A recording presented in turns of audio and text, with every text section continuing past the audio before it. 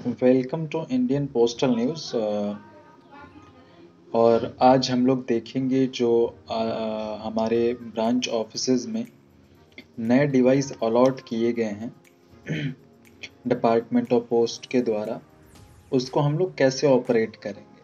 तो जैसे पहले हम लोगों को पता है, हम लोग RICT डिवाइस का यूज़ करते थे जो भी POSP ट्रांजैक्शंस होते थे उसके अंदर। लेकिन अब क्या है कि कुछ चेंजेस के साथ एक एंड्रॉयड एप्लीकेशन लॉन्च किया गया है डिपार्टमेंट की तरफ से, जिसमें हम लोग POSB ट्रांजेक्शन्स और जो भी PLI RPLI जो हम लोग करते थे वो हम लोग उसमें किया करेंगे। मतलब अगर सिंपली कहा जाए तो जो काम हम लोग POSB का जो काम हम RICT के अंदर करते थे वो अब हम एक दर्पण ऐप है उसके अंदर करेंगे। तो अभी जैसे मैं आपको लाइव दिखाऊंगा अपने स्क्रीन पे, अपने फ़ोन के स्क्रीन पे कि क्या क्या करने पड़ते हैं इस फ़ोन के अंदर, और पर्टिकुलरली इस दर्पण ऐप के अंदर कैसे हम डे बिगिन करते हैं, कैसे अपने हिसाब को फिल करते हैं और कैसे डे एंड और बैक क्लोज की तरफ बढ़ते हैं। तो आज मैं आपके सामने मैं ये करके दिखाऊंगा ताकि जिन लोगों को ये नहीं पता है कैसे करते हैं उन्हें पता लग जाए। तो सबसे पहले अभी आप लोग मेरे मोबाइल के स्क्रीन पे देख पा रहे होंगे दर्पण ऐप है, तो हम इस पर पहले क्लिक करेंगे। तो अभी आपके सामने दर्पण ऐप खुल गया। उससे पहले मेक श्योर कि आपका इंटरनेट ऑन है। मेरे केस में ऑन नहीं था, मैंने इसको ऑन कर दिया है। अब यहाँ पे हम अपने एम्प्लॉय आईडी को डालेंगे और यहाँ पासवर्ड जो हमने बनाया है उसको डालेंगे, फिर गेट OTP करेंगे और जो OTP आएगा हम इसके अंदर फिल करके सबमिट करेंगे। फिर हम अपने होम स्क्रीन पे आ जाएंगे लॉगिन के बाद। और अगर आपका अभी आईडी नहीं बना है तो आपको यहाँ चेंज पासवर्ड के ऊपर क्लिक करना है और यहाँ आप एम्प्लॉय आईडी डालेंगे। अपना एग्जिस्टिंग पासवर्ड की जगह पे DOP@123 डालना है। गेट OTP करके आप नया पासवर्ड सेट कर लोगे, फिर आप इसमें ऑपरेशंस कर पाओगे।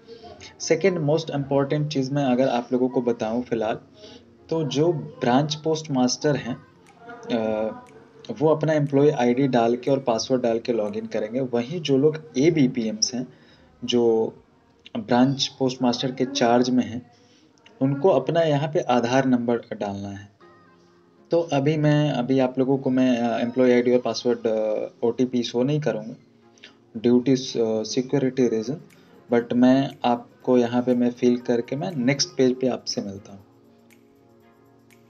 तो अभी मैंने लॉगिन कर लिया है और अब मैं अपने होम स्क्रीन पे हूँ। तो यहाँ पे 4 ऑप्शंस आपको देखने को मिल जाएगा। पहला है यूटिलिटीज़ जो आपको यहाँ पे दिख रहा होगा। दूसरा आ जाता है मेल ऑपरेशंस का जो अभी दिख रहा है आपको। तीसरा आ जाता है दर्पण CBS जिसमें हम लोग बैंकिंग करते हैं, जैसे account open, cash deposit, cash withdrawal, और ये जो भी ऑप्शंस आपको दिख रहे हैं वो CBS से रिलेटेड है, मतलब POSB से रिलेटेड हम कह सकते हैं इसको। और ये लास्ट ऑप्शन जो है ये इंश्योरेंस से रिलेटेड है, जो हम लोग PLI RPLI का काम जो ब्रांच पोस्ट ऑफिस में करते हैं वो हम यहाँ से करेंगे। तो जैसा कि मैंने आप टाइटल से पता लग गया होगा और थंबनेल से, तो इसमें बेसिकली हम लोग देखेंगे कि हम लोग डे बिगिन से लेकर डे एंड में हमें क्या क्या परफॉर्म करना पड़ता है। तो सबसे पहले तो हम यहाँ पे डे बिगिन करेंगे। डे बिगिन पे हमने क्लिक किया, ये फर्स्ट ऑप्शन है, आप देख लीजिए यूटिलिटीज़ के अंदर डे बिगिन करिए, हमने यहाँ यस कर दिया। अब यहाँ जो मैसेज लिख के आ रहा है वो आप पढ़ पा रहे हो, डे बिगिन यहाँ हो चुका है अभी। अब इसके बाद हमें क्या करना होता है, इसके अंदर हम लोग अब जो भी हम यहाँ पे ट्रांजेक्शन्स परफॉर्म करेंगे CBS के अंदर, वो ऑटोमेटिकली आपके वैलेट में अपडेट हो जाता है रियल टाइम में। लेकिन जो हम लोग इंडिया पोस्ट पेमेंट बैंक के ट्रांजेक्शन्स करते हैं वो हमें अपडेट करना पड़ता है। इसके बाद मैं आपको यहाँ पे बता रहा हूँ।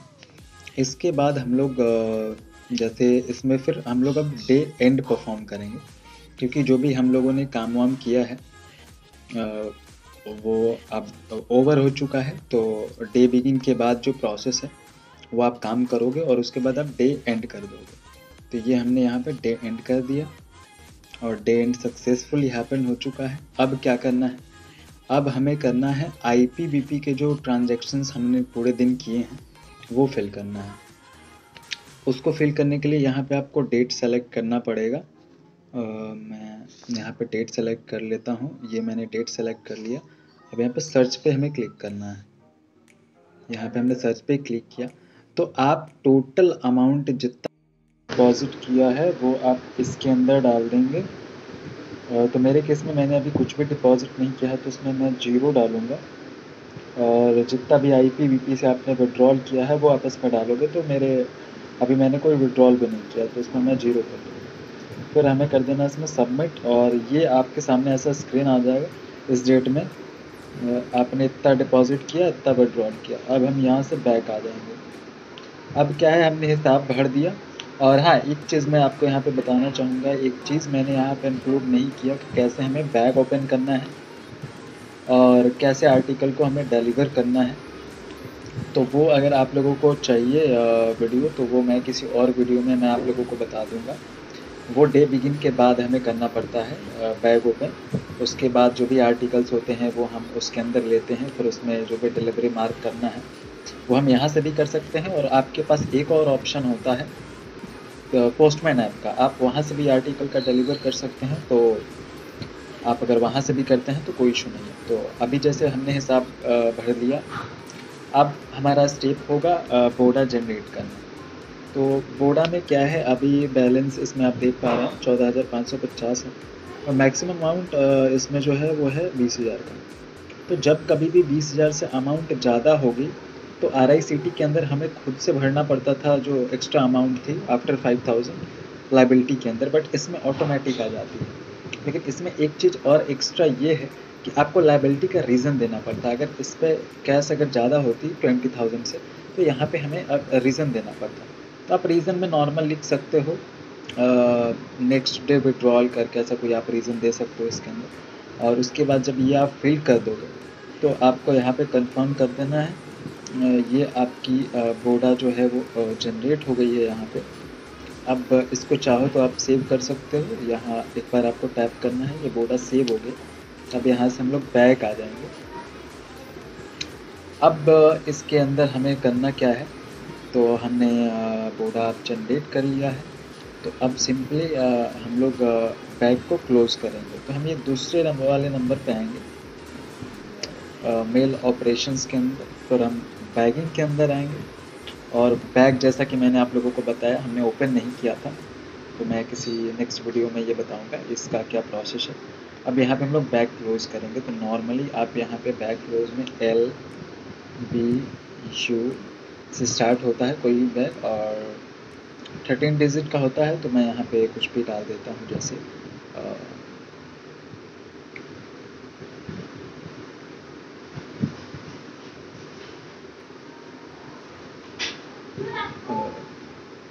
जिससे ये 16 डिजिट हो जाए। अब मैंने इसको कंफर्म कर दिया, और इसमें कोई आर्टिकल भेजना नहीं है बैग में, तो मैं यहाँ पे सीधा डायरेक्ट क्लोज बैग करूँगा।